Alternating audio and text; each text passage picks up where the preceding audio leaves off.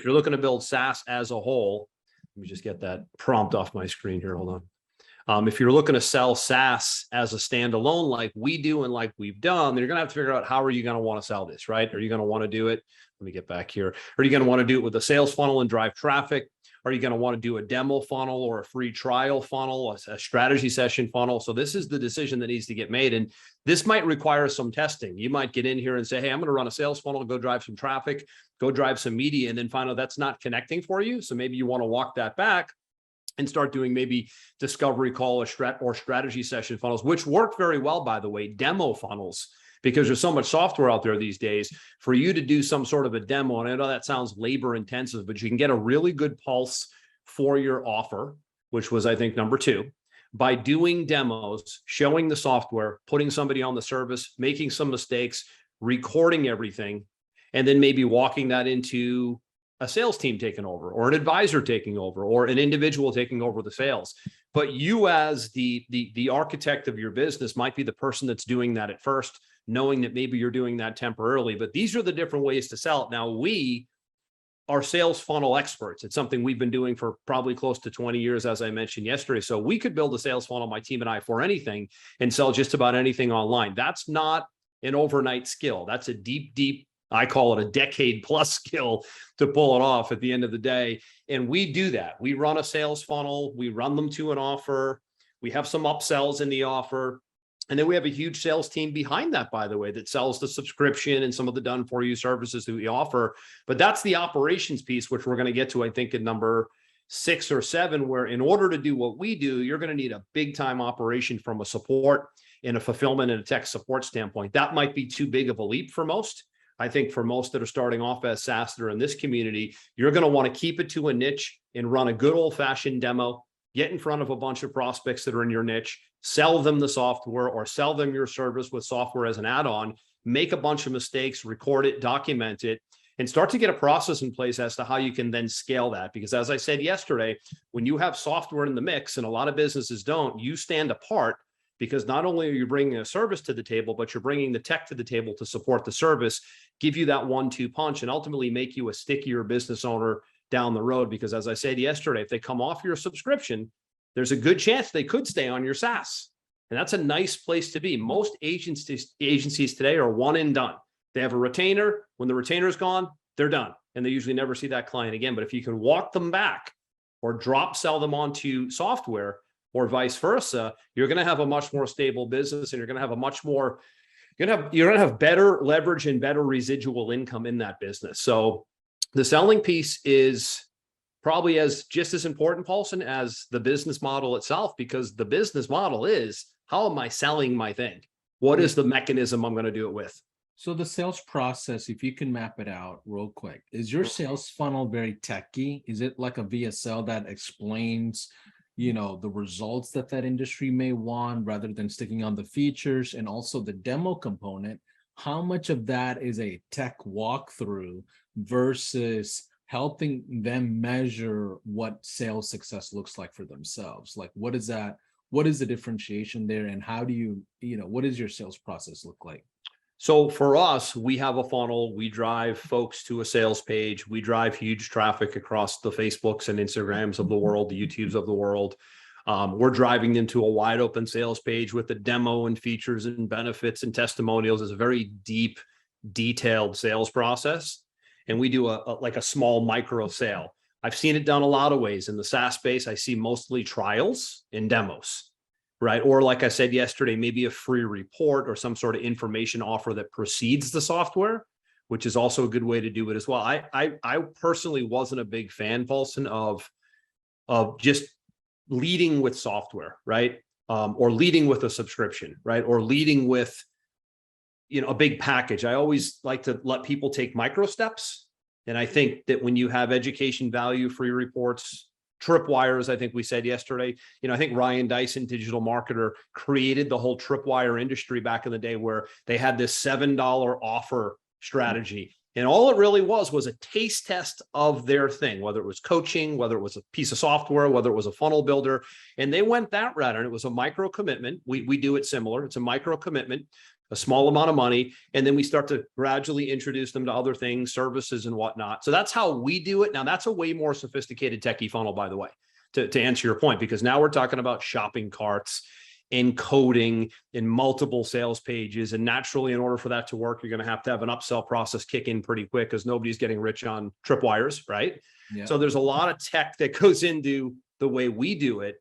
But let's talk about both. There's the techie advanced way that we do it, and then there's more of the I'm going to go into a niche and I'm going to bring a piece of software to that niche and do demos to as many prospects as I can in that niche. That can be super profitable as well. And that usually yields a higher ticket outcome, because if you're doing a demo and you're going one-on-one and you're connecting with somebody, let's say you're in the home remodeling space, for example, and you're connecting with contractors one by one, and maybe it's a $297 a month offer and you're putting them on a 7-day trial, or maybe you're selling it direct, you can make a lot of those sales in any given day and ultimately put a sales team in place to do that for you. And that's how companies like Infusionsoft got big back in the day. Infusionsoft got huge doing that. HubSpot got big doing that. We compete against them now, but we compete against them in a different way. But they were the demo model. I think Salesforce does that at an enterprise level. So you don't really have to reinvent the wheel. If you want to really see how some of the big SaaS players are doing it, just go look at how they onboard people. How do they bring people in? Do they have a small sale? Do they have a large sale? Do they have a free offer? Do they do a demo?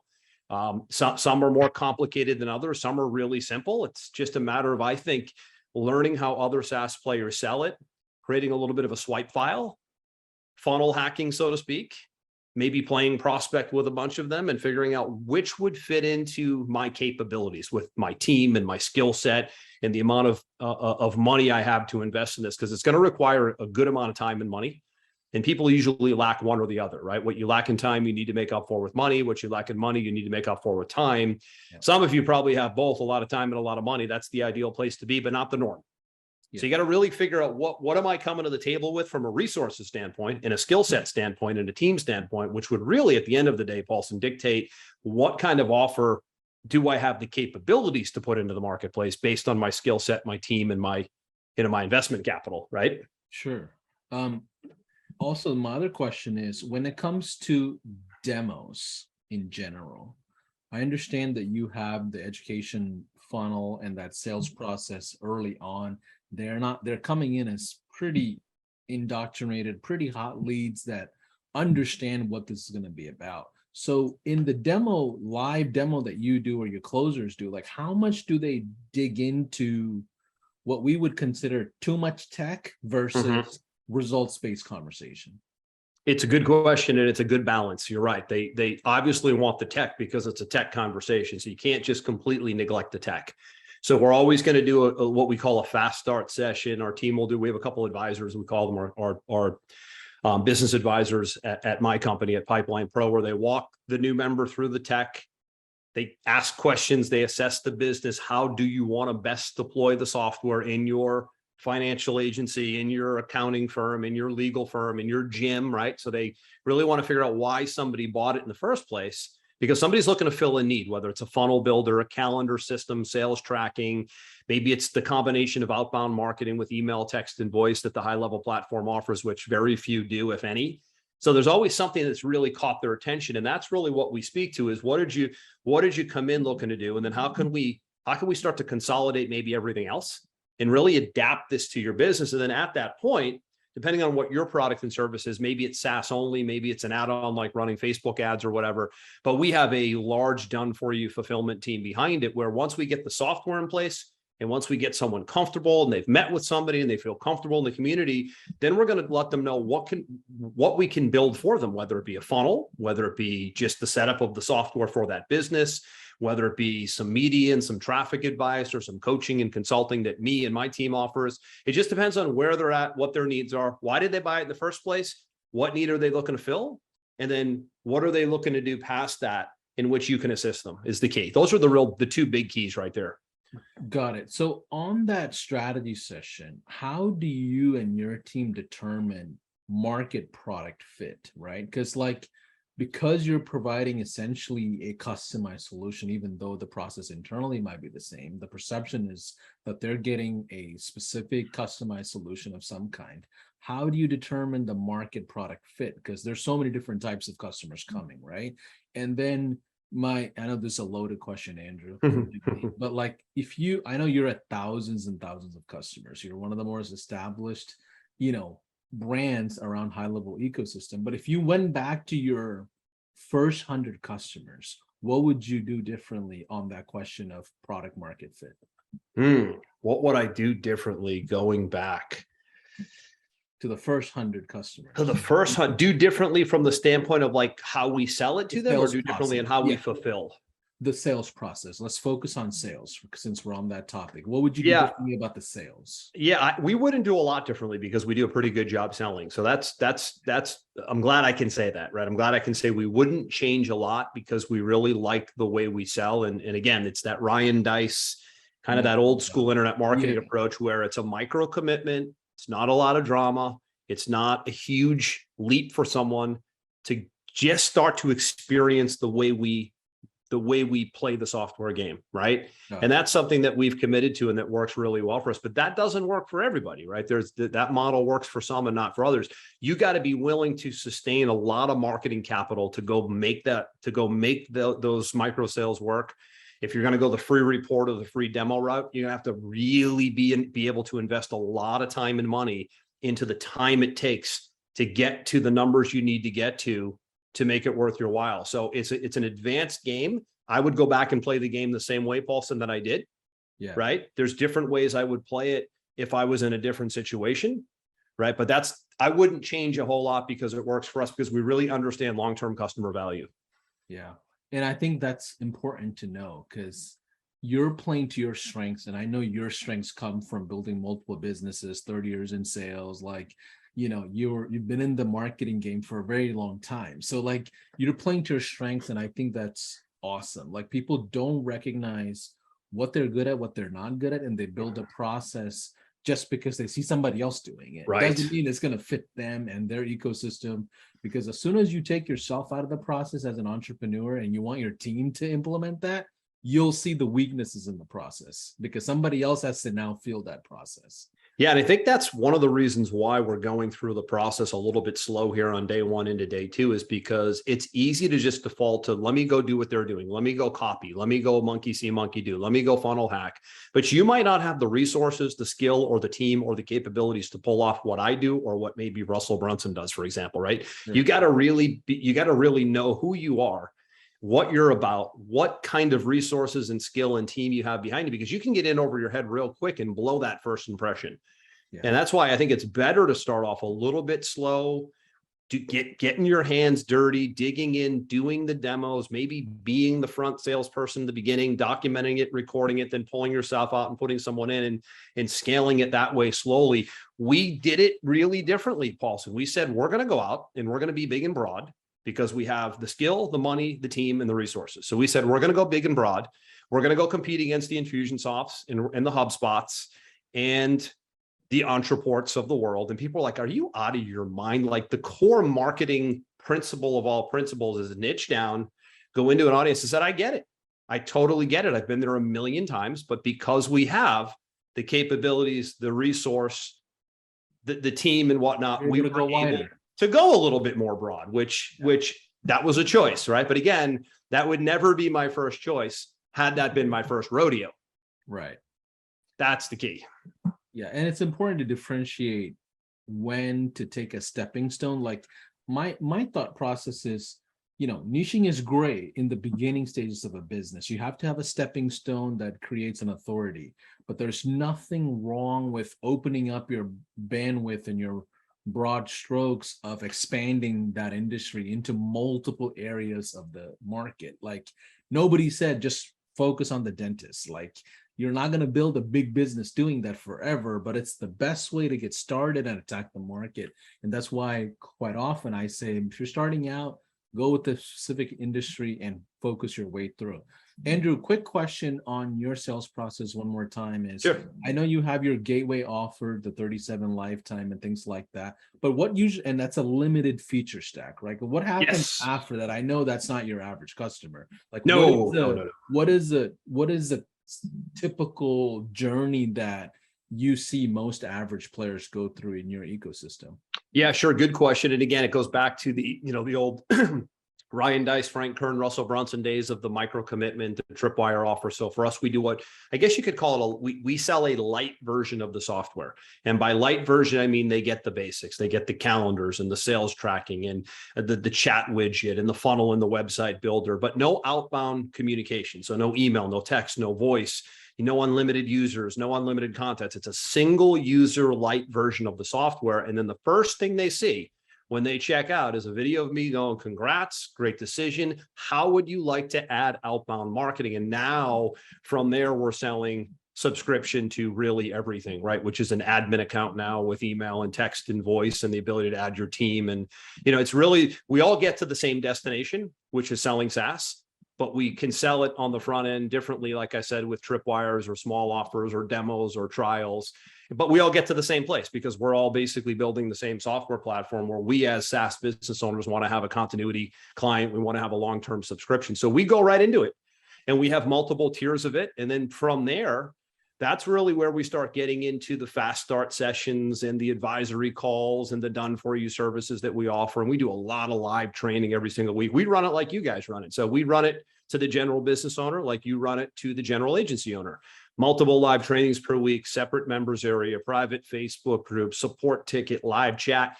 We're going to get into that piece in a minute. The operations to support what I just said is pretty intense. Yeah. And this is something we talked about yesterday. I had people ask me, how is Andrew allowed to sell this for, under $40 on a lifetime deal? The reason is because he's an enterprise client and he's been an enterprise client for many years, even before SaaS mode. So enterprise clients usually is a special package that we create for top players in the hundreds and hundreds of accounts. And if you have the desire to be an enterprise client with HighLevel, you'll have a specific long-term contract. We'll go through your offers and approve certain things. You have what we call a MAP guideline and things like that. And Andrew actually pays us almost, close to six figures every year, not your $497 every single month, but we support him as a development arm on multiple things that he needs. And if any of you have that interest to become an enterprise client, reach out to me. I can connect you with our VP, Austin Garner, and a couple of other guys that can kind of look at your situation and see if you're enterprise ready. But either way, the core principle of a gateway offer and a flagship offer stands, regardless of where you are in business, outside of software as well. The idea of bringing somebody in at a low resistant component and moving them into a higher level package is fundamental basics of a business, right? It is. What else do you want to add to the SaaS sales process on step 4 here? That's really it. Again, this is all about getting the clarity in the beginning and figuring out how do I want to offer this and being ready to maybe test different ideas, right? You might do a demo, you might not like that result, but then you might move to more of a tripwire offer like ours. You might move to a free report offer. What I'm seeing doing well in some different SaaS models now, not as complex full service SaaS like HighLevel, but more like funnel builder technology, like niche SaaS, software. Seeing a lot of people leading with webinars. They might go do a really good value-based information, education-based webinar on solving a problem. And then guess what the solution to that problem is? Your software. Yeah. Right. So there's another great way if you're willing to play the long game and build an organic information education-based funnel. Those are going to outperform just about anything long-term because people aren't threatened to sign up for a webinar or to get a free report or maybe to download something, a cheat sheet, whatever. That stuff is doing really well to sell anything today, not just software, but coaching, information, your agency services, right? Yeah. How many agencies do you see leading with free information and education? And then there's, the agency pitch on the back, the really good ones, put it that way. Yeah, I'll tell you, Andrew. The really rich ones, I should say. The one disadvantage most agency owners have is mental biases of, let me do this the easiest way possible. Path of least resistance. That's few amount of steps as possible. Right. And that's just like, I don't know, it's just a bias in the industry altogether. Like, I can do it better, or I can figure this out in an easier way. It doesn't have to be this hard. And then what happens is you just forget about the fundamentals of marketing. You forget about the basics of educating the market first, getting them attracted to a smaller offer and letting them kind of travel through that customer journey. So let's go through pillar number 5. I think that, that's next, right? Last thing I'll say on sales, Paulson, is my marketing mentor for probably 20 years, Dan Kennedy, had always said that you should try to have the most complex, unduplicatable sales process you could ever find, because you will not have that many competitors, right? So I would say embrace the complexity. Don't deny the complexity, like a lot, or like you said, just completely default to path of least resistance, or just doing the bare minimum. Is don't let the complexity intimidate you. Embrace it and figure out a way to make that part of your process, because you're hard to knock off that way. Very few people can knock off what we do, because it's a pretty sophisticated process and it requires a ton of money, a ton of energy, a ton of resources. And ultimately it brings me to operations, which is what's going to be required to run an offer like mine behind the scenes. So you just, again, have to figure out how big and how complex do I want to play the game. So we'll talk operations here as a good segue to that. Yeah, let's do it. What is your fulfillment like? Yeah. What's that? I was going to say, let's do it. What does your operations looks like? Operations, how are you fulfilling and running the team, right? This software game is going to require a bigger team than maybe running your agency or maybe running your current brick and mortar business, whatever it is, because there's so much tech involved. And when there's a lot of tech, there's a lot of needs. And when there's a lot of needs, there's a lot of need for a lot of people to fill those needs, and ultimately to have customer service that can fill in. So one of the things we did right away is we said, okay, we're going to staff up with a really good team. I've already had the team in place from other businesses, like you said. So I came to the table with maybe in a different skill set and a different mindset and set of resources than most. But we had a great operations team that served in other areas. Customer service was the key. We're so granular, Paulson, that every single customer, by the way, this is since day one, and I've been like this with every business, every single customer that buys anything from us gets a phone call the next day. How's it going? Welcome. Do you have everything you need? Great decision. Do you have your access? Log in. What can we do for you? Have you booked your fast start session? Did you download the fast start guide? We get people who are annoyed that we've reached out to actually welcome them and make them feel like they made a great decision. So that's step one in operations is, are you going to have an outbound play and really get involved with people? Yeah. So before we go into this particular step, can you explain the transition between the sales guys, advisors, closers, whatever you have there, versus account managers that are now onboarding, or customer experience leaders that are onboarding the customer? Like, what does that transition look like? And where is your black line of this starts when this starts? Yep, sure. That's a great question. We call it our member services team, and they are involved with the new customer right away. So for us, it's a welcome call. It's a great decision. It's validation of their decision. It's making sure it's congratulations, welcome to the community. It's making sure they've gotten everything they need. Do they have access? Because sometimes people don't have access, or they're not seeing a password or a login. You guys know that, right? So there's always a little bit of tech. So we want to just be right on top of them right away to make sure they have what they need and they can access the software, access what they bought, right? That's number one. And then from there, that same team is setting up the advisors, Paulson, right? So they're saying, hey, listen, I'm looking at your information, and they're looking at one of two things now. They're saying, did they book their fast start session yet or not? And they can see it by tag. So tag is in place. You've booked your fast start session. Hey, I see that you're meeting with such and such advisor on Thursday at 4. Great. Make sure you're on time. He's going to be able to go into the tech with you and get to know your business a little bit. Or the other scenario, I don't see that you've booked your session yet. Would you like me to book it for you? Right there in the dashboard, right on the calendar builder. Or if not, I'll send you the link directly to the calendar so you can get on the fast start calendar. It's free for new members. So the member services team is frontline, but they're always teeing up the advisors. And do you charge for that extra session, that account management session, onboarding session, or is that just part of the experience? We don't. It's completely free. It's a 20-minute new member fast start session. So that's our process. Is we jokingly say we've paid for this call for you, right? We bought the session for you. You just need to attend it, right? Yeah. Nothing is free. Somebody else paid for it, but we did. So that's the process. It's a really good question. Is member services team sets up the advisory team, and it just gives people a lot of opportunity to talk to people early on. And that's another differentiator for me. So remember, we talked about embracing complexity. Every time I tell somebody that we have that big of an outbound presence, they go, nah, I'm not doing this. I'm out. And I go, great, because now I know very few will do what I do. And we're back to, I don't have a whole lot of competition because very few are willing to staff up to do the outbound piece that I just mentioned. That's operations. Got it. That's a piece of operations, I should say. So that fast track session, like how much of that is verification of information, making sure advisors have basically everything ready to go? And how much is it like, where's the cutoff before the advisors jump in? Like what's The cutoff meaning the cutoff as far as what, like how much information we get? Yeah, like so like for example, in your initial fast track call or fast session, whatever you call it, right? Fast start session, yeah. Is that just verifying that they have everything for the advisors, or how much of it do you go into implementation? Yeah. So the member services outbound calls that I mentioned, that's real basic. Hello, great decision.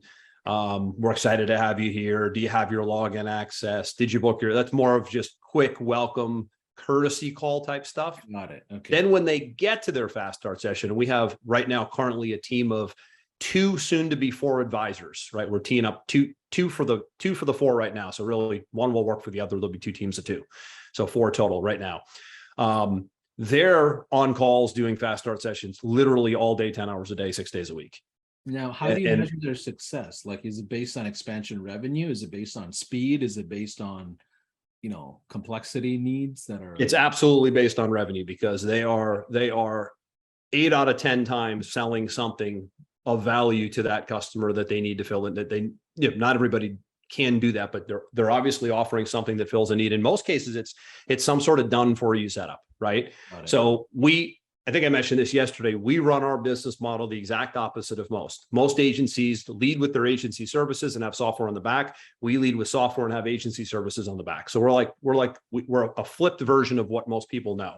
So we have a very successful in-house marketing agency, a fulfillment agency. We do, Paulson, the same amount of revenue on done for you services that we do on monthly recurring subscriptions to the software. We are a 50-50, very stable business model. We've really not broken too far past 60-40 at times. Sometimes it's 60%, recurring SaaS revenue. Sometimes it's 40, but we've really maintained for about 3-4 years now a very fine line of having a very even double income stream, agency plus SaaS monthly recurring revenue. That's when I'm working privately with clients on anything like this, that's the stability we're after, because then I'm not heavily tilted to one or the other. Now I'm infinitely more valuable, by the way, to new money, selling, venture capital, whatever, because of that balance. Yeah.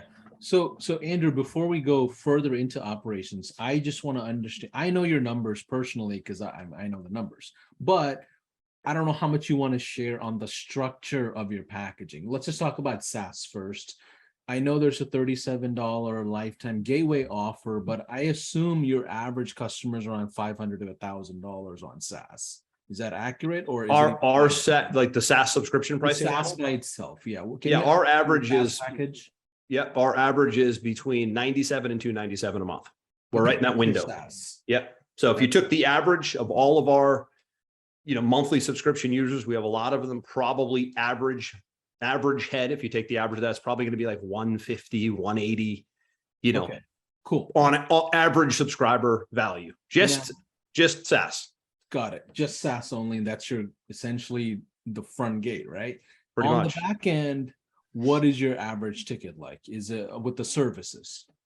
So we do anywhere from $5,000 to $15,000 on any kind of setup that might include a funnel plus setup plus media creation, branding, ad writing. It just depends on how complex someone goes. To be honest with you, most of the time it's closer to 15 than 5. So we do have a pretty successful high ticket back end offering, which stems around funnel, setup, traffic.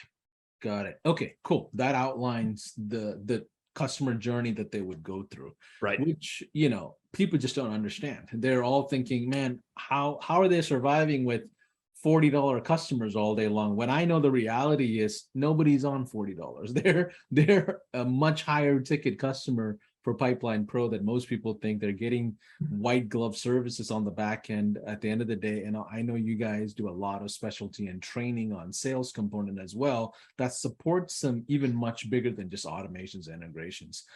What else about operations have you learned that most average SaaSpreneurs probably don't know about? Oof. You mean like learn the hard way as we built it? Yeah. What are the mistakes you've That made kind of that thing. you can share that, Oh man, let's go back to under 1,000 customers. Like what are the early stage lessons?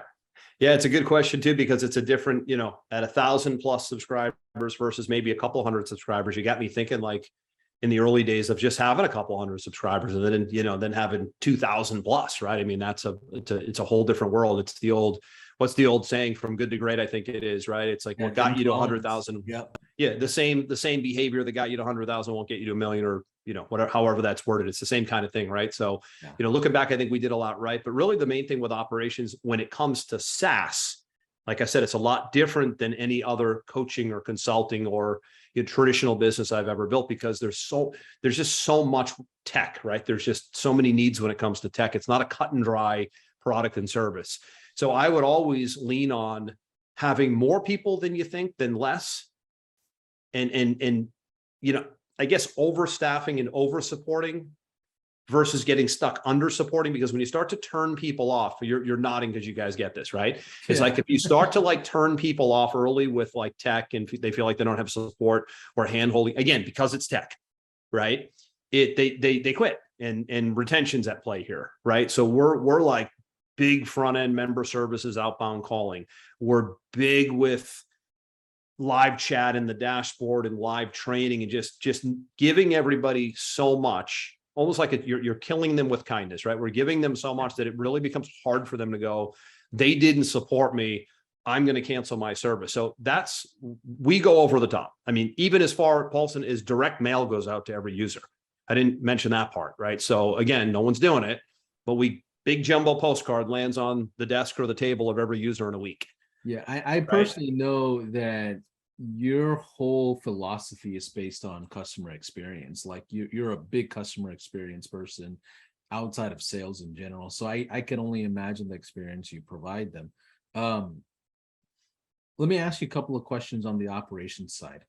What is your experience on recruiting? How did you build a team that you like? How did you put together a leadership team? Because I know that's something that we constantly focus on. I mean, I think we're at like 250 or close to 250 plus employees, but wow. It's not a recruitment itself it's a massive task, is finding the right talent. Mm-hmm. But it doesn't matter if you have everybody on the right team, they have to function like a well-oiled machine to win.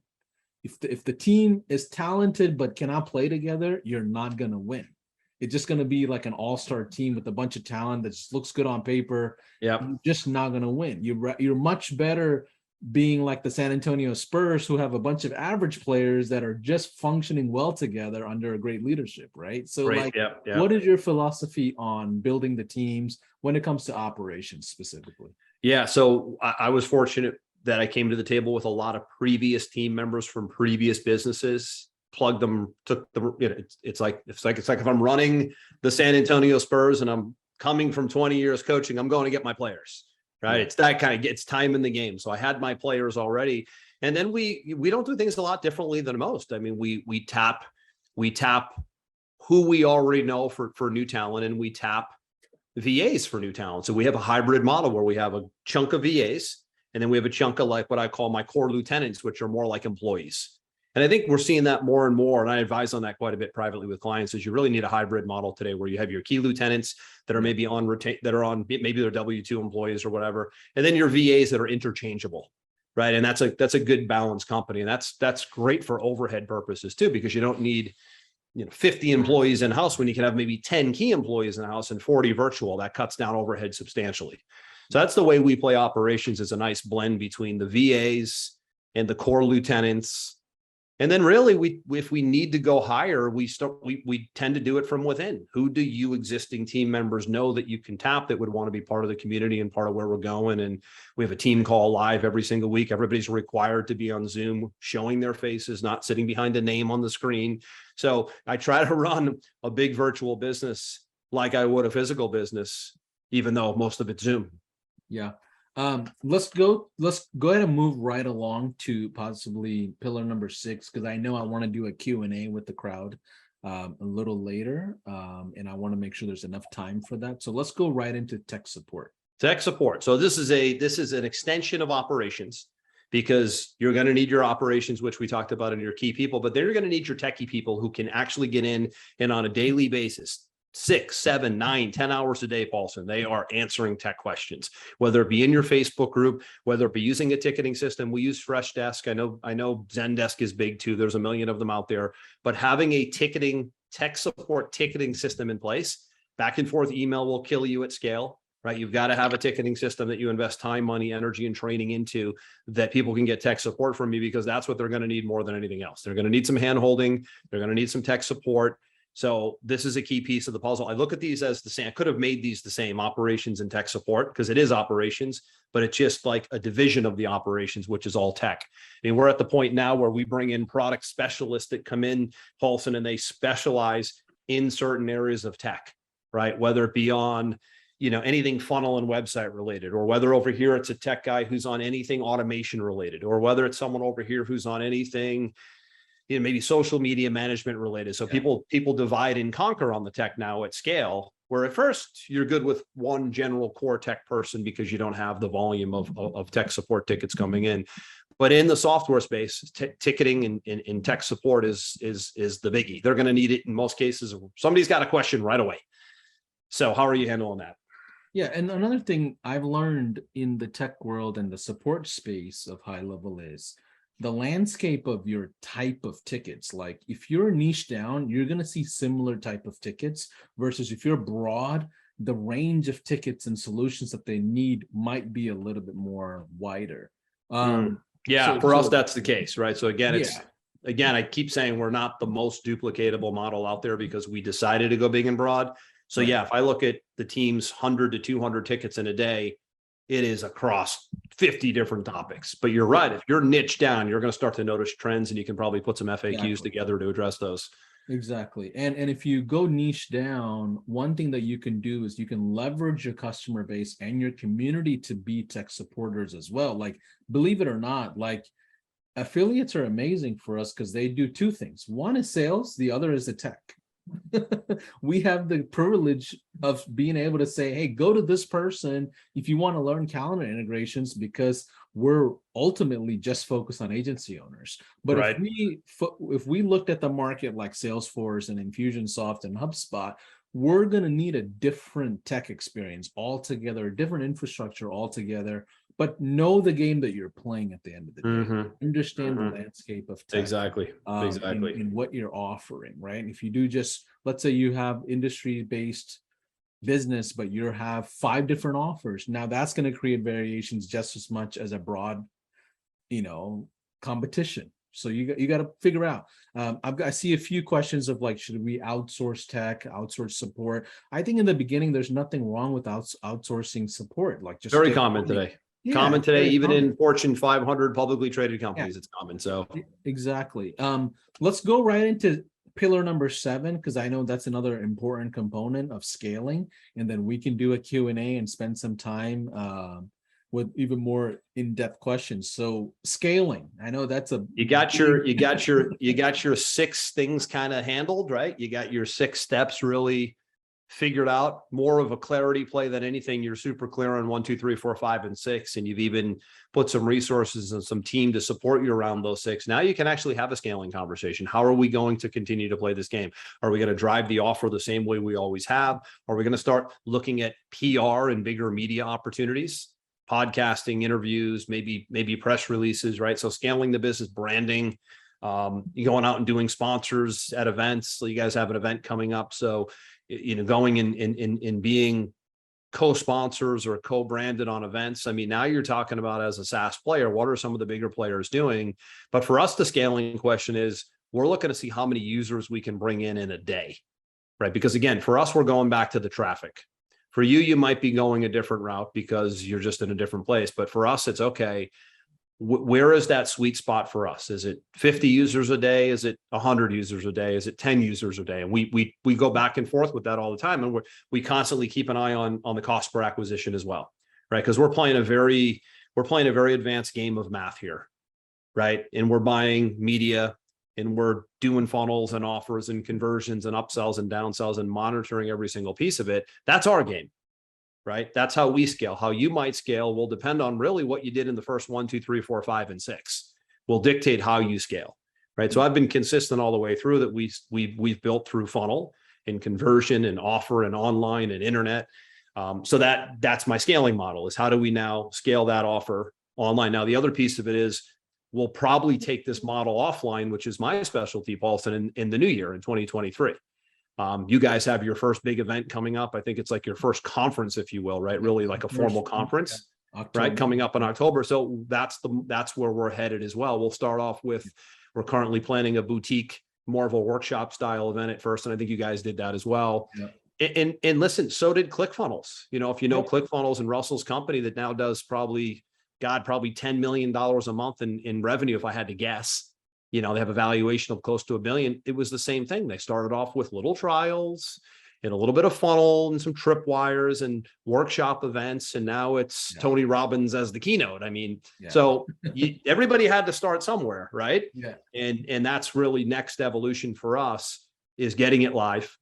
And then how frequently would live be? Would it be conference? Would it be workshop? Would it be, you know, like you look at Infusion Con, you look at Funnel Hacking Live, you look at the big Salesforce events that now take up a whole city, right? So you'll notice that interestingly, these software companies ultimately scale by going live, which is very interesting because it's a software model, and scaling it ultimately you can only scale it so big behind the computer.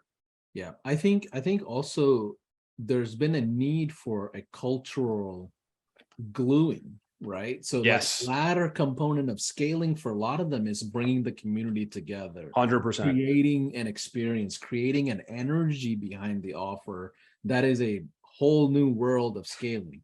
One thing I've learned in my career, Andrew, when it comes to especially SaaS and specifically to scaling, is the process that you build that got you to 100 clients is not the same that takes you to 1,000. And that's not the same that takes you to 5,000. So don't be afraid and don't get married to your processes, because you're going to have to change these processes up. New team members are coming in. Initially, you're building processes around yourself as an entrepreneur. Then you have a sales team. Then you have an account management team. By then, guess what? You don't even have the freedom to decide the process. Your team has to decide the process. And those are significant changes that I know we experienced at HighLevel, because like now we're dependent on the VPs and the directors and the managers who are determining what are the processes that make sense or not, right? And what are the changes? Can you speak to those changes that you went through in the process building? Yeah, it's like, I always use football analogies because I played football my whole life. And it's like, if you play the game a certain way and your game plan is a certain way in the first half and you're losing big at halftime, you're going to go adjust the whole game plan at the half and come out with a different game plan to try to win that game. And in often cases, if that's done right, you win that game, even though you started off terribly. So it's exactly that. It's making the adjustments along the way if you need to. We've been really fortunate in our business model that we haven't had to make a lot of adjustments from a marketing standpoint, because that's our thing, right? But internally, for sure, we're constantly tweaking the people, the processes, the SOPs, how we deliver. Fulfillment has changed the most, I would say. So internally, I would say we've changed what we fulfill, how we fulfill it, and the price we fulfill it at more than anything else. The marketing has stayed pretty steady. The fulfillment has changed. It changes as much as I change my shoes, but we're enhancing it, right? We're in some cases raising prices to make more money, but also to give more value. We're putting new people in place. So, for us, that's been the biggest adjustment play is internally in the operations. Yeah. Let's do this. Let's do a quick wrap on pillars 1 through 7 real quick. Maybe let's take 5 minutes and just you provide your best overview and final thoughts on each one of these steps. And then what we'll do after that, guys and gals, we'll spend about 15-20 minutes doing an open Q&A. You've got to raise your hands, little reaction button inside the Zoom, so that way I can go in order of people, and we'll do an open Q&A. So let's start with the business model, Andrew. Let's do a quick wrap. Quick wrap, business model. If you were here day one, all about what kind of business do you want to be in? Is it SaaS by itself, or is it SaaS as an add-on conjunction component of what you're already doing? How are you going to sell it? That's the offer, right? What is your offer? Again, is it SaaS plus agency plus SaaS, standalone SaaS like us? And then the marketing is the marketing, right? How are we going to sell it? Are we going to do funnels? Are we going to do media? Are we going to do demos? And then how are we going to sell it? Are we going to sell it on the call? Or are we going to, sell it on an online shopping cart? So marketing and sales go hand in hand. Model and offer kind of go hand in hand. Operations and tech sort of go hand in hand because that's your people and your fulfillment and obviously the tech support behind it. So really it's, I could condense this down to steps 1 and 2 could be one step, steps 3 and 4 could be the second step, and steps 5 and 6 could be the third step because they're so interconnected.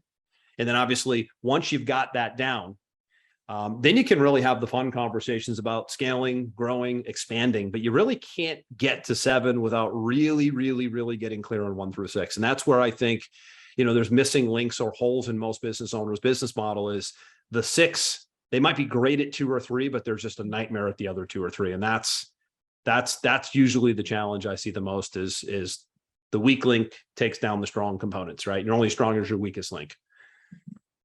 I like that. And I think to add to what Andrew said is you just have to know who you are in the market that you're serving.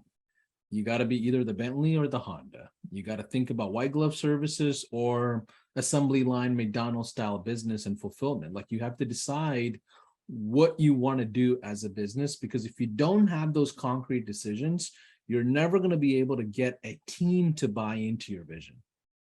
And if you don't have that, then you don't really have a business. You just have a talented roster who's not going to win. They have a lot of egos and they have a lot of issues about this and that and philosophy. And it just catfight all day long. And the needle really doesn't move just because you have a fat payroll. That's literally what happens, right? So that's my feedback to a lot of you that are starting out in the beginning stages. Agreed. It is you. You are building a process around you. But remember, you're going to have to build this around a team that you scale.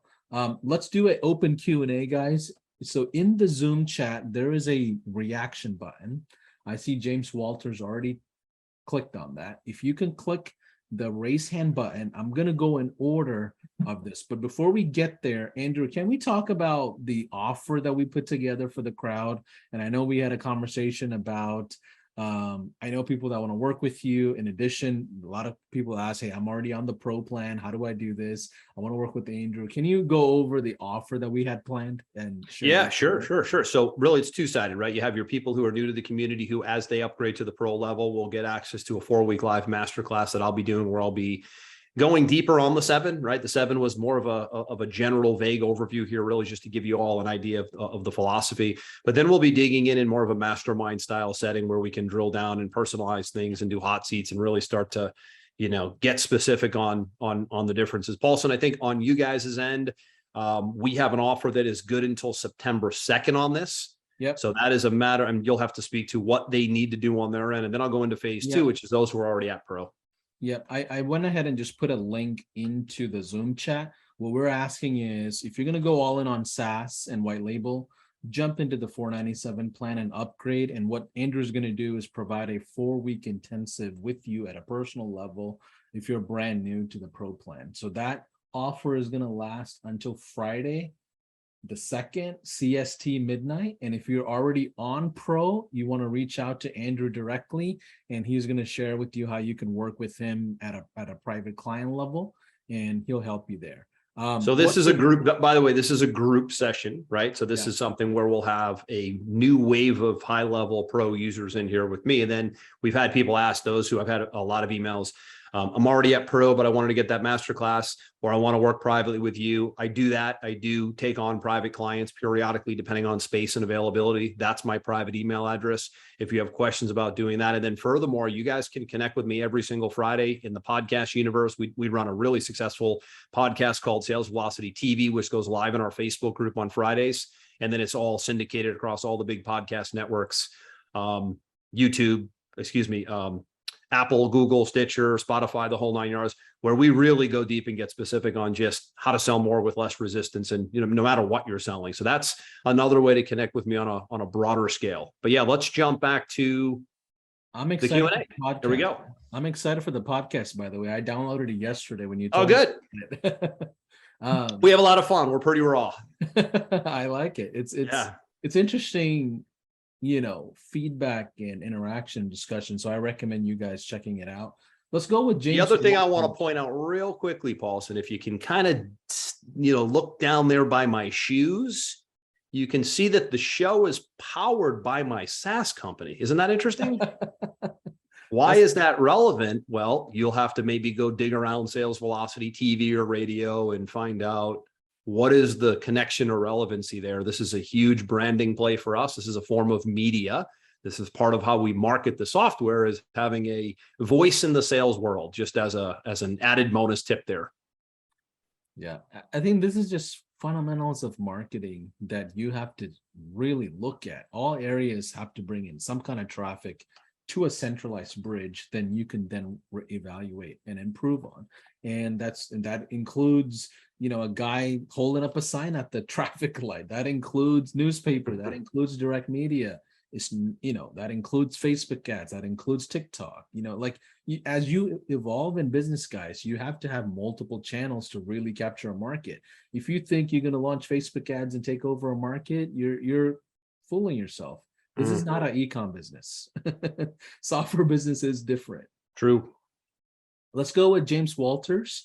James, I'm excited for your question. Let's go with you first. If you want to turn your camera on, I would definitely appreciate it so we can see you. Wonderful. Okay. Hey. Thank you. Hey. Thanks for the information. It was absolutely fantastic. So I just got into pro maybe a couple months ago.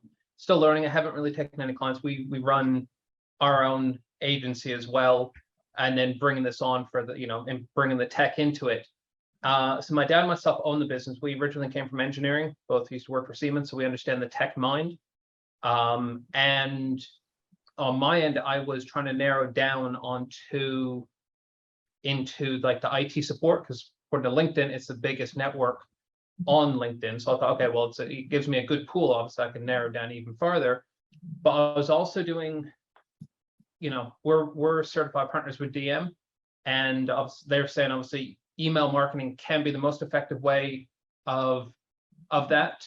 And so I created a 4-part cold email series to IT tech, and it wasn't as successful as I was thinking. I built out funnels, things like that, and I was getting the traffic, but I was using very similar call to actions as what's on the Go High Level. I don't know if that's still too high, and maybe I need to lower it more to like the 97 package. But yeah, we were doing cold email lists, so on and so forth, all the different funnels, creating the workflows, and it was following all the different recommended systems, looking at Hootsuite to what they do, so on and so forth, for driving their tech, or sorry, their leads into it. So my question is cold email, can it be effective? And then I have another follow-up with LinkedIn as well, because I know that there's a lot of businesses on there. Yeah, I personally think you go organic first, because if the offer is not strong, it's not going to be strong just because you ran paid ads. Right? Yep. So you need to iron out your messaging on email, because guess what? The entire world still uses email. Correct. So it's not the traffic medium, it's the messaging or the offer presentation that I would more than likely challenge, and then the volume. Like if you're going to do cold email, you need to be sending out close to 2,000 emails a day to have a minimum level of testing. Right? And so you have to look at the tech behind it and see if you're having that kind of an outbound messaging. Now, if you have success there, then you throw that into ads right away and scale from there. Andrew, you want to add to that? Yeah, the cold email thing's funny. It definitely can be a piece of the puzzle. I think a lot of people, it's really the path of least resistance. They want to just go buy a list and blast a list, right? I think it can be, as long as it's being done compliantly. You have to be very careful for can spam purposes, and getting your URLs blacklisted. So you got to be careful. First of all, that really can't happen off a GHL platform, certainly not off our platform. And we've had to bring in an email consulting team to combat this, Paul, which I'm sure you guys do as well. So you got to be careful as a business owner as a whole with anything cold email, because you're technically spamming them, even though maybe it's a legitimate list. So it doesn't often come across with the most credibility, but it can definitely be great for a testing ground where you go in and maybe you're going to test an offer like your messaging. Let's see if this messaging sticks to a 20,000 person blast that you're blasting it off somebody else's server compliantly. And you can really start to assess what kind of engagement you get. It's really good for that. But you'll rarely scale much with cold email, because for that reason, it's cold email. It's kind of like cold Correct. calling. It isn't Yeah. really a credible, sustainable model, but it can be used as a great way to fact find and to do some testing. Okay. I- And then my last really quick question, LinkedIn, are you finding LinkedIn Live, stuff like that, making those connections? Is that an effective way of for building Kind of like the prospects? guerrilla marketing approach, Yeah. right? Going out and making old school connections. Yeah, that works very well for the demo model. So I talked about in the sales and marketing component here early on. In Mhm. that demo model, LinkedIn works really well because that's what LinkedIn really is known for. It's people connecting with people and trying to hook up and get on calls and do demos. And, if you put a plan in place where maybe you had somebody on the team who really went out and did that guerrilla marketing and did the intros and maybe started teeing people up for demos, and you really spoke to the pain of that audience you're going after, that can definitely work well. That's a long-term play. That's a lot of legwork, right? Because you don't have ads running for you automated 24/7. I mean, we have ads running all day, every day, even on holidays. That's more grunt work, more manual physical work. But again, it could be a great piece of the portfolio. The real answer here is it's a little bit of everything, right? It's a portfolio approach to your marketing. It's not just doing one thing, going slow, waiting for that one thing to turn over a result in a month, and then it didn't work, so you stop and you go to the next thing. It's got to be simultaneous, not sequential action with any marketing, really, if you're going to want to fail fast, which I know sounds counterintuitive, but you want to fail fast so that you can shed that and move on and get to the things that work. And that would be the best advice I would give anybody marketing anything, is try to fail fast and try to be diversified. Yep. Yeah, your question, James, in my opinion, it shouldn't be, is LinkedIn going to work versus TikTok versus YouTube? What you have to look at is the offer presentation, because that offer presentation, if it's appropriate, it'll work in any channel. Yeah. Right. On any industry. Like if the offer messaging is like really good, I would test that. Like I would even hire, if I feel like my offer's not working in multiple places, I'll just bring in a copywriter who's Yeah, a that's rock the star. solution. Yeah. It's not the traffic channels. Right. Yeah. The media, it's funny, Polston, today, media gets a bad rap today. Media gets blamed for all problems today. We blame direct mail for not working. We blame the email list. We blame Facebook. We blame Instagram. I could look with 99% accuracy, and I know you could as well. We could look at the marketing and the messaging and the copy and the graphic design and the offer, and 9.9 out of 10 times, it's the words and the presentation and the pitch, not the media. Yeah. Call to action's not strong enough. Right. All right, Yeah. that's really effective. Thank you. Awesome. You got it. Thanks for your questions, James. I appreciate it. Let's go with Joe Martin.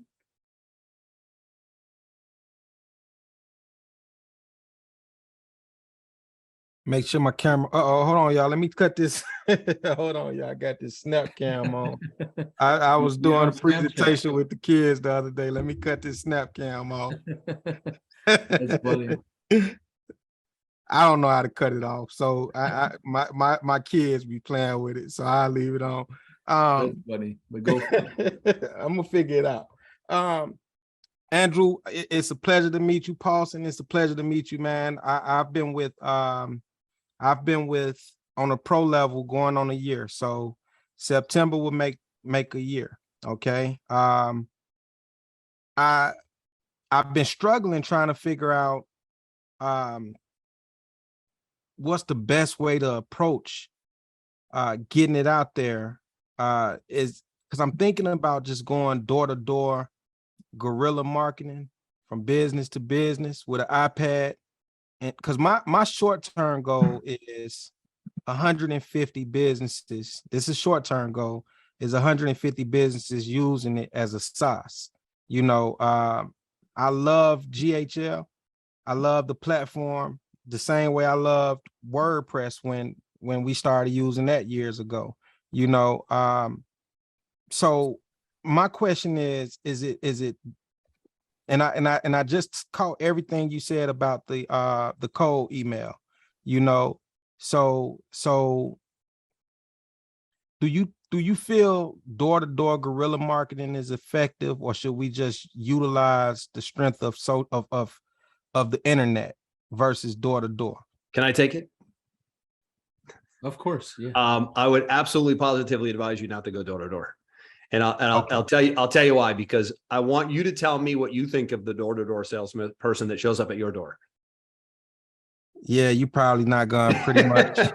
So like, it's kind of like cold calling. I came up in cold calling. I was a stockbroker in New York when I was 21, and pre-internet. All we had was the phone, and cold calling was the only thing anybody knew. And if we were lucky, they sent out a direct mail piece ahead of it a week before, but that usually never happened. So, just think about that first perception of you, the authority or the expert figure or the consultant, is a lazy cold call or a lazy show up at somebody's front door. They already are like, this guy can't be for real, right? So you've already positioned. Listen, it's hard enough. We have to start from zero. You're at -0 if you cold call or show up at somebody's house. So you don't want to back yourself into a corner too much. You'd be better off taking the time to build the organic presence online and do the blogging or run some ads or get out and speak on, do your own webinars. Even better. You want to attract. You don't want to hunt. You want to fish. And you're hunting when you're cold calling. And, we all feel a little put offish by the hunters, but the fishermen who lure us, they win. Right. And I was showing my wife, like I showed her the strength of pixels, like, cause I showed her like and I was always wondering about the $37 Pipeline Pro. And then I figured, I said, okay, Andrew has something else that he offer on the other side of that. And I just felt like it was genius. But when I was showing that to my wife, she started seeing all of your ads pop up, on her feed. And she was like, retargeted her. Yeah, she's in the funnel now, man. So she was we'll like, an onboarding call tomorrow. So that's why, just looking at how all of that works, it kind of took me, it made me say, you know what? I need to focus more so on the internet, using that. Now, my second part of the question is, I got stumped the other day with a client asked me, he said, hey man, is this go high level? And I had to kind of, I had to move on a swivel. So I say, hey man, listen, 97% of all businesses, internet websites are built on WordPress. So we use go high level technologies and we build our systems on top of that. That was, I had to move on a swivel because I didn't expect that question to come out, especially as I'm labeling this as simplicity genius, and so how do you, I'm glad you brought that. I'm glad you brought that one up, because that doesn't have to puzzle you. That doesn't have to make you squeamish because you didn't build high level, but you're leveraging high level technology, because we get it every single day. Right. And the answer for us potentially is the answer for a lot of you. I mean, like Paulson has said throughout this training, we're on a long-term enterprise agreement with high level. But the answer is very simple. If somebody says, is this high level? We say high level is our development team. They built the software that you're looking at called Pipeline Pro. We have an amazing relationship with them, and they will continue to be our software developers for years to come. So that's the business model here. So it doesn't, you're not playing like the bait and switch game because you're essentially leasing high level technology. That's what it is. It's not listen, it's not a whole lot different than if you said, I'm going to go start my own software company and I'm going to go hire a bunch of programmers from India. Well, then guess who's your programmers then? The guys in India. I'd rather have the high level guys as my programmer than the guys in India who might disappear tomorrow, right? And that these guys over here are well funded. So it really is a software development relationship, not necessarily you putting a different skin on a cat. Okay. All right. People people also say they're the operating system that we use and built on top of it, because some people will build in their own coding and redevelop on top of it based on integrations and things like that. That's why we have an open API. That's why we have a lot of these privileges out there. And our enterprise dealings allow you to do certain things on top of it, like even more advanced level offerings and packages and ecosystem ideas and things that you can build out when you have that kind of relationship with us. But then it brings you back to the operations again, right? So what a lot of people don't know when they white label software is, hey, you're in the tech support and operations game right now. So a lot of the business owners you're dealing with, they don't get to go to high level for support because they're not the agency, you are. Right. So even if they're like, well, isn't this high level? It's high level technology. We're powered by high level. You're welcome to go directly to high level if you're a marketing agency and if you want to start your own SaaS company. But really 99% of the people don't want that. They just want to solve a need and they want to know they have support. And that's your operations and your tech support for your company, your brand, your white label environment. Right. Okay. All right. Andrew, I'm gonna email you today because I would love to join that session that you're gonna have coming up, man. I'm a big fan. Paulson, I'm a big fan, man. I love you guys, even though I don't know you.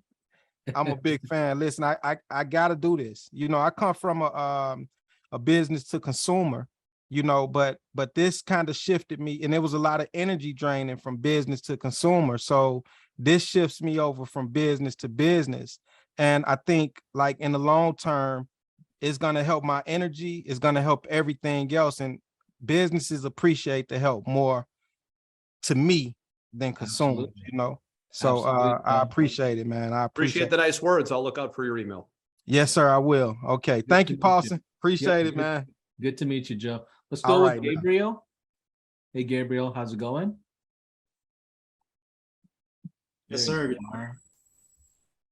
Hey, man, what are your questions?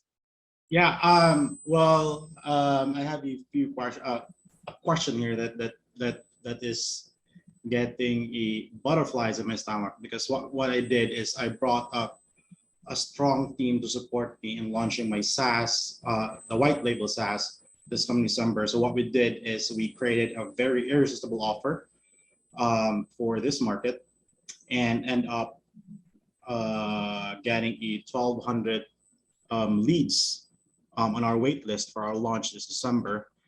Okay. So my question is with Andrew, how what's your advice to us, that especially when we're starting, in upselling the outbound system of Go HighLevel to these customers? Because what we did is we model your the way you market it, but we just put a lot of things on it that becomes irresistible. That's why 12 on our 5-day campaign, 1,200 people sign up to our email list for our launch. So what's your advice on us? Especially, I really don't know yet how we can upsell the outbound system of HighLevel, especially that we're having problem or challenge with Twilio and our Stripe account in the US right now.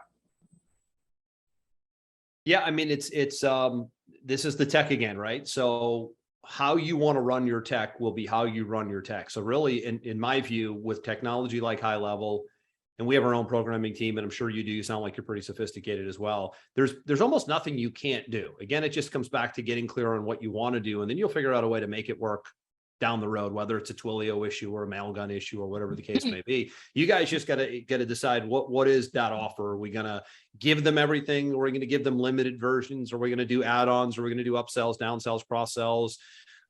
Totally up to you. The only advice I would give is just decide on it and go make it work, versus having the conversation of, well, maybe we'll do this and maybe we'll do that. And, you know, I think it just comes down to a clarity thing. I'm not against any of it, right? I'm all for creating an offer that makes sense for you guys economically, number one. That's really first and foremost.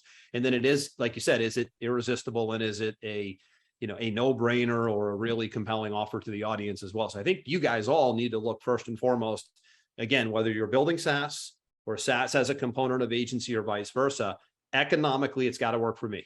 Otherwise, you're not going to be in the game long enough. So economically, does it work for me? Secondly, is the offer compelling to the audience? If you can get those two questions nailed down, all the tech and all the little things will take care of themselves. All right, man. Thanks. Awesome. Got it. Let's go with Taylor Trimble. Yep, you nailed it.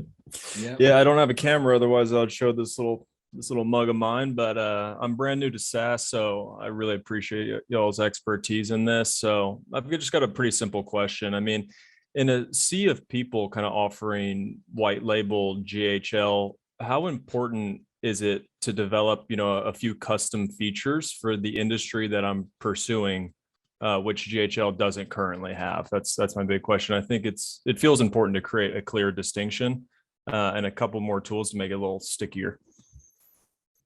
Go ahead, Andrew. Yeah, I would say, Pulse, and I'll jump on it. I would say that you're down the right path. As I said early on, if I was doing it again, like you said, in a sea of technology and software out there, you're going to want to find something that solves the need. There's almost nothing that the HighLevel platform can't do, which really puts you in a unique situation. You don't need to go patch software together. There's no question that in this ecosystem by itself, you can find some sort of need that needs to be filled in an industry that you're going after, and you can use this technology platform to power that need for a long time. So I think you're down the right path of saying, gonna go in and tackle this industry, and I'm going to go solve this need with that software. And that will dictate your offer, right? That will now take you back to, okay, now I can go, and now I can comfortably go create an offer with high-level technology for whatever industry, fill in the blank. And there's your answer right there. You're halfway there, right? You need to go into a niche, and you know that HighLevel can do it, but maybe you're learning the software still, and you just don't know what it can do yet. Yeah. Yeah. What industry are you going after? So it's the cleaning industry. So basically I am finally out of the field. I have all my employees in place. Everything is moving. So now I'm more so behind the computer. I'm an expert in my industry. And so now I'm kind of moving into the SaaS play, and I know exactly what we need. And so I'm going to structure it all around that. It's a dinosaur industry, so coming in and, offering these like snapshots like y'all do is going to be really important to these people. That way they can just plug and play. And that's my approach at the moment. Yeah. And I know about 50 to 60 agencies that are in the cleaning industry that has already developed massive amounts of things and integrations and things like that. So I think your challenge is maybe more of a market research of who you are in the game with, connect with them and understand what they've already built out. Because what I hate to see is like people thinking that, hey, this hasn't been done before, so let me go reinvent the wheel. And quite often you'll find out somebody has already done something about these integrations, or maybe lack of features that you might not know about, or sometimes it's changing the industry habits themselves, so you don't even need to have these features. But it sounds like you're in the early stages of figuring out that exact questions. But I think you're down the right path of thinking about what does my customer need the most, and that's the right way to think about it, and differentiating yourself from there.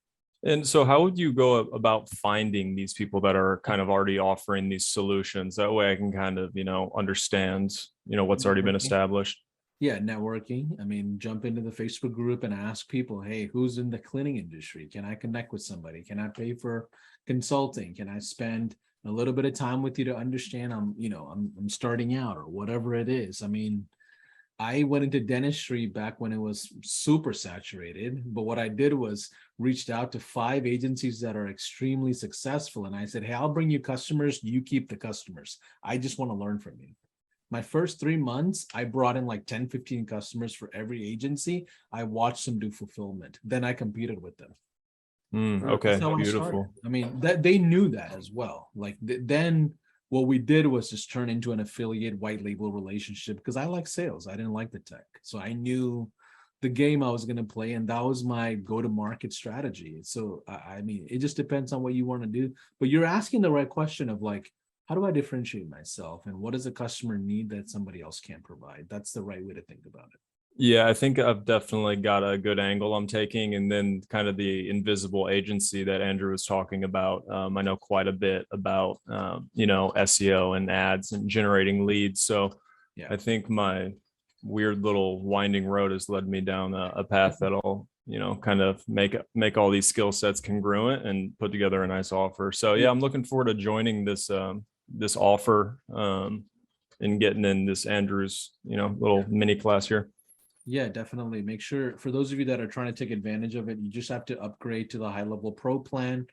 There's a link in the chat, and Andrew's going to basically spend 4 weeks with you, which is extremely generous. I know how busy Andrew is. He doesn't have time for it, and he doesn't have the need to do this either. He's just literally doing this for the community from his good heart. So let's go with Devin Lau, or Laub, or did I screw that up? Everyone does. No worries. It's lobby, just like a waiting room. Lobby. Okay, cool. How's it going, Paul? So nice to meet you. Nice to meet you as well. Let's get right to it. Let's let's Yeah. speed through these questions if you guys don't mind. Okay, I'm gonna go with Devin first. Absolutely. I just have a couple quick things. So my first question is, I'm very skilled with marketing, all of that. I went through Billy Gina's marketing certification, all of that stuff as well. But I'm just curious. I know when you mentioned about Andrew offering the $37 lifetime deal, that's because he's on the program with you guys, a different program. And I was just curious, does that mean is there like a document to find what restrictions I have as to what I can use for marketing offers? Yeah, Um, you just can't go below $99 for SaaS that's built into our SaaS plans. The system don't allow you to go. So whenever we see practices outside of those policies, our affiliate team or our leadership will reach out to you and basically put together a strategy for you that's going to work better. It's not like police where we come into the principal's office. It's more like, hey, let's figure out a way for this to work better for you, and we get on a strategy session with you and kind of help you out. But usually it's the pricing floor is usually $99. You can't go below that within our SaaS plan. You can obviously go sell it on your own, but then you handle all the billing problems, you handle all the tech support, you're handling cancellations, refunds, onboarding. It's just a nightmare. You're not going to have a scalable business typically. Okay. The main reason I was asking is because one of the offers, like I was thinking, is like how HubSpot offers like a free CRM for life kind of deal. And that's just one of the hundreds of features of Go HighLevel. So I was thinking, is there a way to like, hey, get a free chat widget and then upsell them into more features of HighLevel down the line? You can turn on a free trial in the SaaS plan. Okay. Yeah, I'm just about to do the upgrade to SaaS plan. Looks like I'm here perfect timing. I'm excited to learn more from Andrew and you as well. But I was just curious as far as that goes, what kind of restrictions are there? Because I want to use some different tripwire offers and such like that. And my other question was just, by no means am I thinking of this right now, just for down the line. I know part of entrepreneurship is always having an exit strategy. Yeah. And I saw it asked in the chat a few times, but if we build up our own agencies and stuff like that, leveraging HighLevel, and we go to sell the company down the line, how does that work? It's pretty simple. You just have to let the buyers know the technology is built on HighLevel. They actually will reach out to us, ask us the coding. They'll ask us to do an audit of your coding. Like this has happened several times already where there are plenty of proposals for our white label customers that wanted $5 to $10 million exits. Now, is that the right thing to do for you as a business? That's up to you, but is it possible? 100% it's possible. Is that going to be rough? Hell yeah, it's going to be rough because you got plenty of parties that are trying to figure out what's the validity of the technology, what's the reality of the books, what's the market really looking like, and you're talking to a bunch of 7-year-olds with cufflinks looking at a PowerPoint presentation trying to explain a unicorn model. So, but is it possible? Yeah, there's been several potential exits that was built on top of HighLevel. Now, remember, your exit is not just built on HighLevel. You need to bring up your own expertise, kind of like the services, right? Absolutely. Your own book of expertise that you bring to the table. Most companies don't like services business, like most mergers and acquisitions. They like product-based businesses.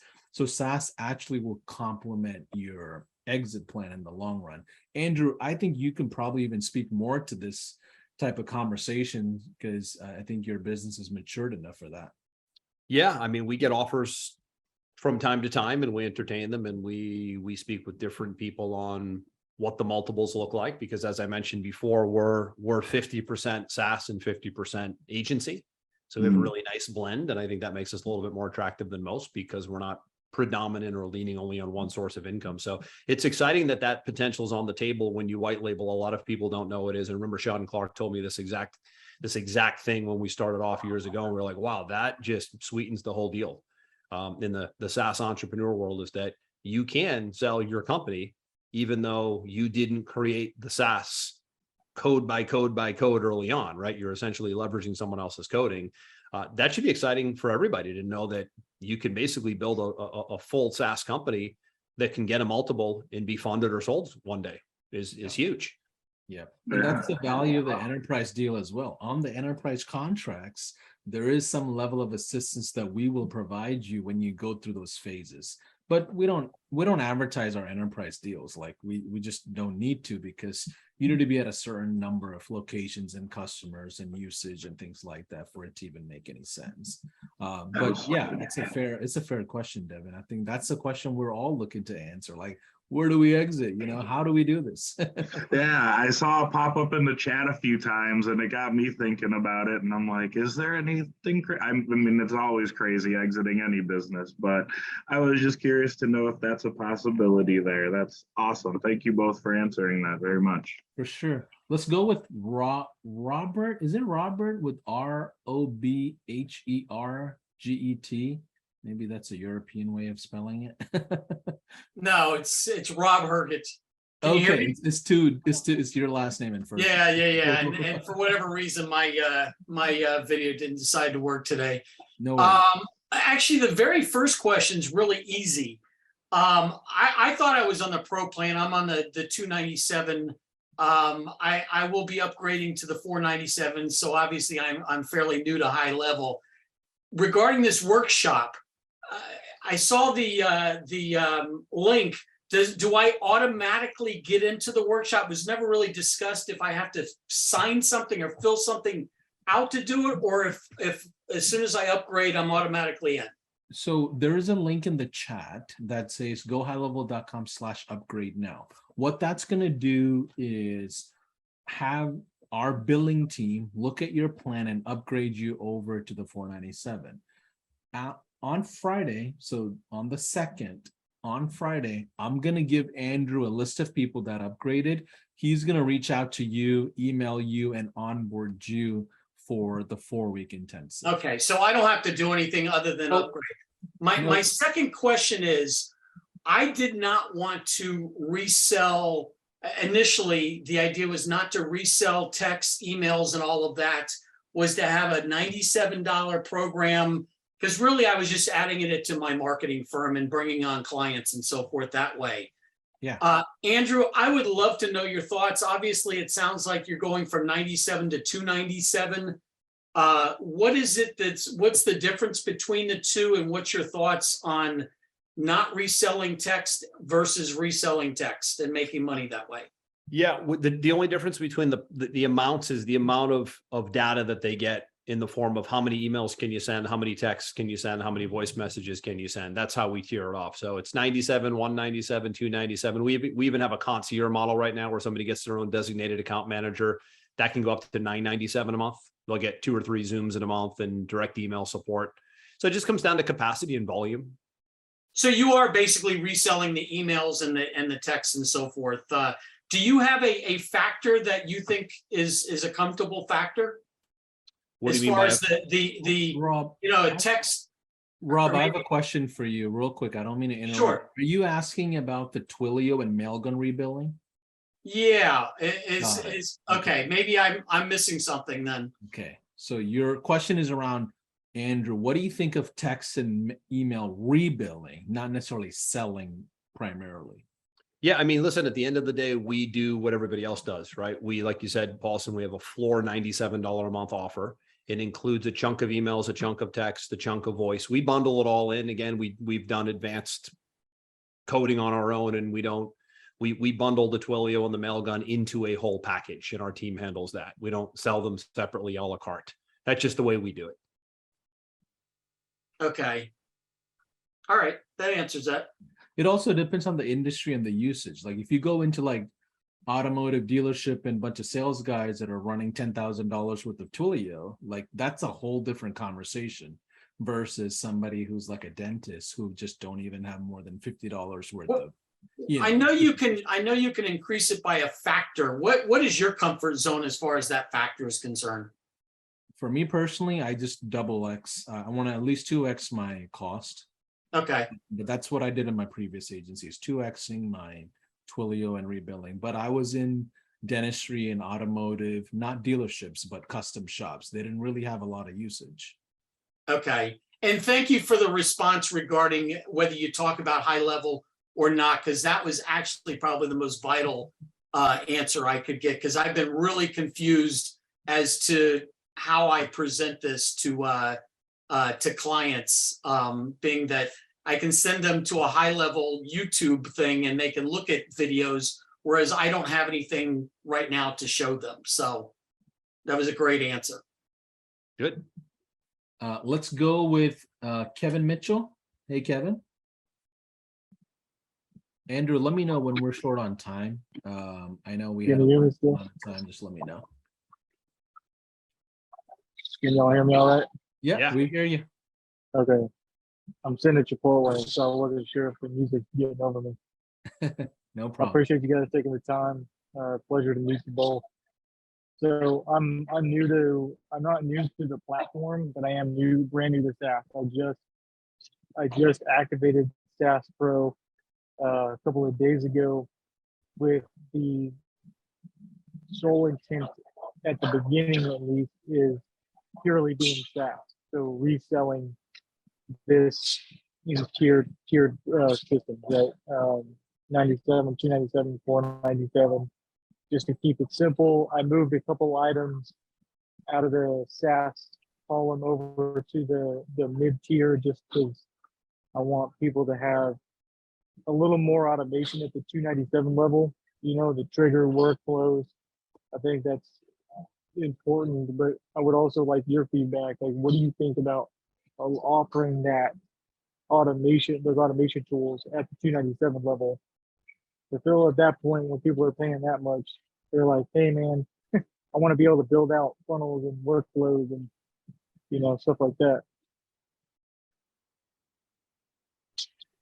So I guess your question is, when is too much?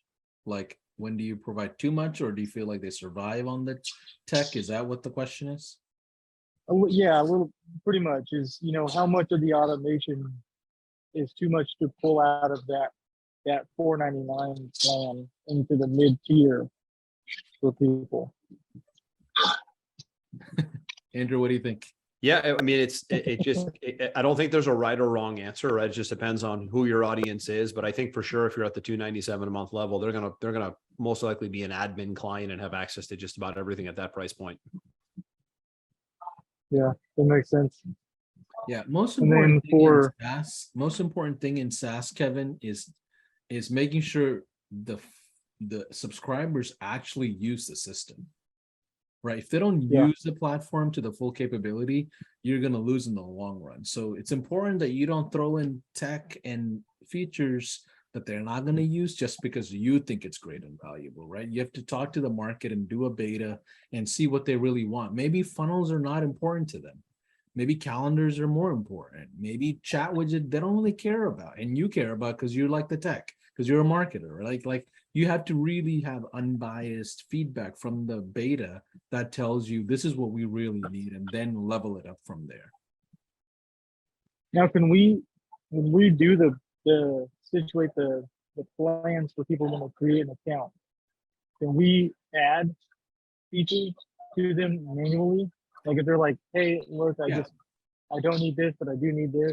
You could flip flop, hit some switches and. You could in the SaaS configurator. If you look at the base level plan, that's the podium plan. Okay. So but in the SaaS configurator, you'll be able to do that. We're also in the process of creating another plan that I can't really talk about. That's going to give you more flexibility in the future of SaaS. But we're in the early stages of it. Okay. Nice. And then just another one is any recommendations for scaling from this position where I'm solely looking to run off of the SaaS plans and eventually get into offering this as a proponent to, affiliate marketing. So, coordinating with other businesses that this system would be complementary to it. So, hey, let's offer, back and forth with each other and assist each other on upsells and stuff. Andrew, you want to take that? Having a hard time understanding your audio. Are you asking about? I lost the last 10 seconds there. I think he was asking whether affiliate marketing is a way to scale once you in that mode of scaling. Well, I mean, look at HighLevel, right? I mean, you guys are an affiliate machine. I mean, I would say probably 80-90% of your growth came from the affiliate referral network that you guys had coming in. Yep. So yeah, listen, it's really all of it, right? We have an affiliate program, but we also drive a lot of traffic, right? So it's the balance of a couple things working well, not having all your eggs in one basket and not just relying on one means of doing anything. Yeah. I'm going to say this respectfully, Kevin. Mhm. If you're under 100 customers, focus on launching. Don't worry about scaling. Yeah. Focus on launching, get your beta Yeah, 100%. done. And then at that point, your customers are going to give you the best feedback of how to scale. Okay. Okay. So just really dig into those metrics and KPIs. Yeah. Because you don't, there's not enough use case scenarios for you to decide how to avoid tickets. There's not enough use case scenarios for you to decide what kind of culture you want to build in sales. There's not enough use case scenarios to build out like processes that you would see changes on. But I appreciate your questions, Kevin. These are pretty valid. Okay. Andrew, how much more time do we have? I know we're going pretty far. I could probably do one more. How about you? Okay, let's do one more. Let me just see. Guys and gals, those of you who already raised your hand, just ask your question in the Facebook streaming and we'll go from there, okay? I'll try my best to answer as much as I can. Let's go with Coach JP. I don't know who that is. Yeah, I got a quick question. Thanks, Austin. Thanks, Andrew. I appreciate this. So as a larger agency, doing the agency services side, I'm just curious as to what your fulfillment looks like. Are you using like, ClickUp, Monday? How much of that is automated versus, man hours? And then timeframes. So if you have someone doing a custom funnel design, are you 2 weeks out, a week out, 3 days? I'm just want to have a better understanding as to your fulfillment process. To mine or Pulse or HighLevel, so I guess probably mine, right? Oh, well, yours. I don't know if you're using a HighLevel to fulfill a lot of that, but yeah, we have we have obviously everything we do is on HighLevel. So if we're building a funnel for somebody, which tends to be like our core done for you service within our company, where we have an outside team of copywriters and designers, but everything's being built into the HighLevel funnel and website builder with the hosting and the WordPress add-ons. So all the tech obviously always stays in HighLevel, but the vendors and the contractors we use, I don't think Pulse and you guys really do much with that anymore. I think early on you had an interesting white label, almost like a marketplace where I could go get a copywriter at cost and then mark it up. I don't think that's your model anymore. I don't recall seeing that as of late. We scaled it to almost 800 plus clients, and realize you didn't want to be in the agency business. Well, it's a different ball game, right? It's a whole different ball game. That whole game is, and it's a white labeled business. It's not direct. Yeah. Right. So you're dependent on two other people's sales cycle, the business owner and the agencies, right? So there's a lot of inter-exchanging parts there.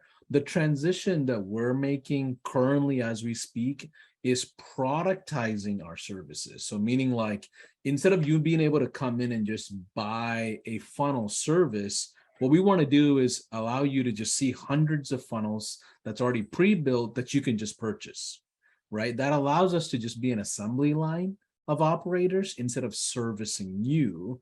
And that's a change that we realize we can play to our strengths, because we have the team to build this all out. We got the skill set. We can build hundreds of workflows and you guys can buy it for, I don't know, whatever you want to buy it for, but we're not dependent on somebody's deadline, right? So that's a transition that we're making, as we speak. To your question, JB, of turnaround times, that's going to depend on the price point as well as the type of customer. Like if I pay $10,000 for a funnel and you shoot it out tomorrow, I'm going to be kind of pissed, because I'm like, oh, this guy probably didn't spend a lot of time, right? And I paid $10K for this. But if you talk to somebody who paid $300 for a funnel they're going to be pissed if you took more than 3 days. So you got to really look at what is the journey that you set the standard on. And this is a battle between sales and account management constantly. Well, you oversold over there versus I got to fulfill all this crap you sold, like it's a constant dance that you're going to find in business. But you have to decide, like, I don't recommend the services side. As much as you want to productize it, that's going to work in your favor. Unless you're like Andrew charging 15 grand, 25 grand, 100 grand for a solution, it's worth your time. Right. And then you're not dependent on that revenue either. It's an additional huge icing on the cake. And it doesn't matter if it comes in or not. You're not dependent on it. But Andrew, you want to add to that? No, I'd piggyback off what you said, right? It just comes down to figuring out what you want to charge, making the economics work for you, getting the right people in place, and making sure that you set expectations the right way. Time frame will determine your vendor, whether it's in-house or not in-house, and you just build that into your presentation. Yeah. Appreciate the question, JP. Any follow-up to that? Not really. I was just curious as to, at that scale, what have you found to either make things more efficient? It was more kind of a backdoor question to more SOP kind of process. Yeah, process-wise, I would say ClickUp. If you can't, you got to be able to measure these processes. It's not just, oh, let me organize things. You got to measure things. And if you can't measure it, the process don't exist, right? So ClickUp is our favorite friend when it comes to that. Internally for us, I don't know. And we use Basecamp to manage our stuff as well. There you go. So JP, thanks for your question, man. Andrew, I appreciate your time. I know this was a long time coming and we spent a lot of time planning it out. The 4-week intensive, can you just do a quick wrap around that, what they can expect from it? And we'll call it a day. Yeah, since it'll be a whole lot less people than we had on here, which is more of a preview of the 7 steps, we'll be digging into the 7 steps in much more detail, not a big picture overview like we did for 2 days, but more of a, here's how to do it, hot seat, what are you working on, mastermind style, really depending on the number, but more intimate and a little bit more detailed and specific, going through those 7 steps gradually over 4 weeks instead of sort of speeding through it in 2 days. Yeah, absolutely. And if anybody wants to take advantage of that offer, it's right here. I've shared it. So go to gohighlevel.com/upgrade now and jump into the HighLevel Pro plan. You have until Friday midnight to make that decision. And after that, Andrew will reach out to you probably next week or maybe Tuesday or Wednesday. Give them some time. They've got a lot of things going on. But once they reach out to you, they'll set a start date and they'll do a 4-week intensive from there. Andrew, I just want to say thank you from the HighLevel family for jumping in and being so generous in sharing a lot of the back end of what's going on with your business and sharing a lot of things. Any final words? Yeah, I would say thank you right back to you. And, speaking on behalf of you're representing HighLevel, they've been amazing to us. I jokingly say they must have a whole bunch of little elves up there on the North Pole to get done what they get done to make this software evolve as fast as it does, because there isn't even a close second, guys, when it comes to just all-in-one completeness of you to be able to build a really nice software business on the heels of HighLevel technology. So happy to be able to have given back because you guys have been so good to me. Okay, awesome. Have a good rest of your afternoon, everybody. Thank you, Andrew. Let your team know we are very appreciative and looking forward to working with them at a close level on the enterprise.